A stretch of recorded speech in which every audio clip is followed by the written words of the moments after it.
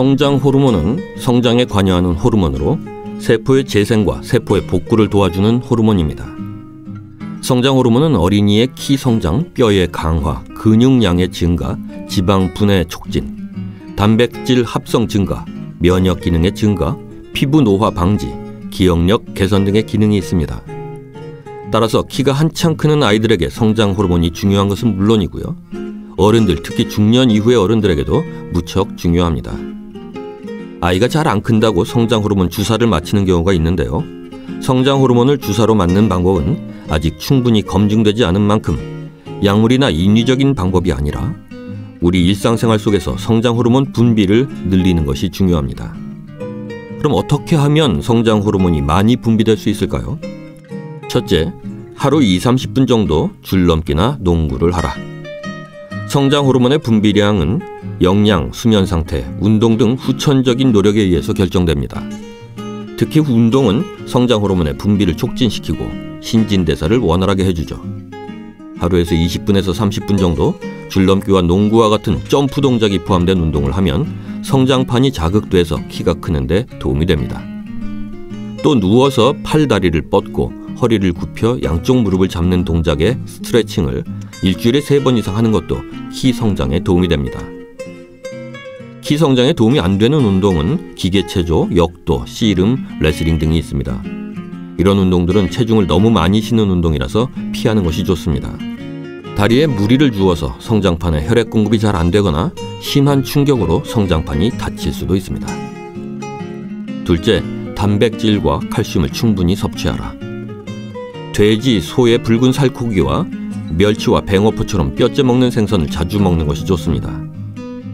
1년에 8cm 이상 크기 위해서는 하루에 칼슘 2000mg을 섭취해야 하는데요. 우유 1리터와 치즈 2장을 먹으면 필요한 칼슘을 충족할 수 있습니다. 셋째, 인스턴트 식품이나 패스트푸드를 피하라. 라면은 칼슘이 체내에서 흡수되는 것을 막고 탄산음료는 체내 칼슘을 소변으로 빠져나가게 하므로 피해야 합니다. 또 패스트푸드와 같은 고열량 식품도 피해야 하는데요. 키가 크는데 필요한 성장 호르몬이 자칫 고열량 식품 섭취로 생긴 체지방을 분해하는 데 모두 사용된다면 키가 크는 것을 방해하기 때문이죠. 넷째, 숙면을 취하라. 일반적으로 잠들기 시작해서 한두 시간 후 깊은 수면에 들게 되면 성장 호르몬이 분비됩니다. 수면에 방해되는 요소를 제거하는 것이 급선무죠. 잠자기 전에 모든 불빛을 차단하고 소음을 줄여야 합니다. 성장 호르몬이 가장 많이 분비되는 오후 10시부터 오전 2시 사이에는 잠자리에 들 수 있도록 수면 습관을 들이는 것도 중요합니다. 다섯째, 지방을 줄여라. 지방의 양은 성장 호르몬과 직접적으로 연관되어 있습니다. 복부지방이 많은 경우 성장 호르몬은 충분히 분비되지 않습니다. 복부지방이 3배 많은 사람은 성장 호르몬의 양이 마른 사람의 반밖에 되지 않는 것으로 나타났습니다. 중년 이후 특히 복부지방이 심하면 성장 호르몬 분비가 줄고 노화가 빨라질 수 있습니다. 여섯째, 설탕 섭취를 줄여라. 인슐린의 증가는 성장 호르몬을 감소시킵니다. 정제된 곡물이나 설탕의 섭취는 인슐린 수치를 높이고 성장 호르몬의 분비를 감소시키죠. 일곱째, 잠자기 전에는 많이 먹지 마라. 우리 몸은 잠자고 있는 동안 많은 양의 성장 호르몬을 분비합니다. 고탄수화물 혹은 고단백질 음식을 잠자기 전에 섭취하는 것은 인슐린 수치를 올리고 잠자는 동안 성장 호르몬의 분비를 막는 결과를 초래합니다. 인슐린 수치는 식후 2-3시간이 지나야 정상화되기 때문에 잠자기 2-3시간 전부터는 음식을 섭취하지 않는 것이 좋습니다. 여덟째, 낮에 충분한 햇볕을 쬐라. 멜라토닌은 수면과 혈압을 조절하는 호르몬인데요. 햇빛을 충분히 쬐은 뒤에 어두워지면 분비되는 호르몬입니다.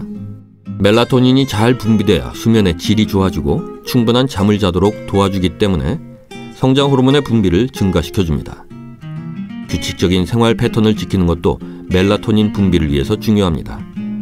또 비타민 B가 풍부한 당근, 바나나, 콩, 양파, 아스파라거스 등을 많이 섭취하는 것도 좋습니다. 아홉째, 간헐적으로 단식하라. 간헐적 단식은 단기간 동안 식사를 제한하는 것인데요. 이 방법은 성장기 어린이에게는 적절치 못한 방법입니다. 그러나 중년 이후 성장 호르몬의 분비가 현저히 줄어든 사람들에게는 좋은 방법이 될 수 있다고 하는군요.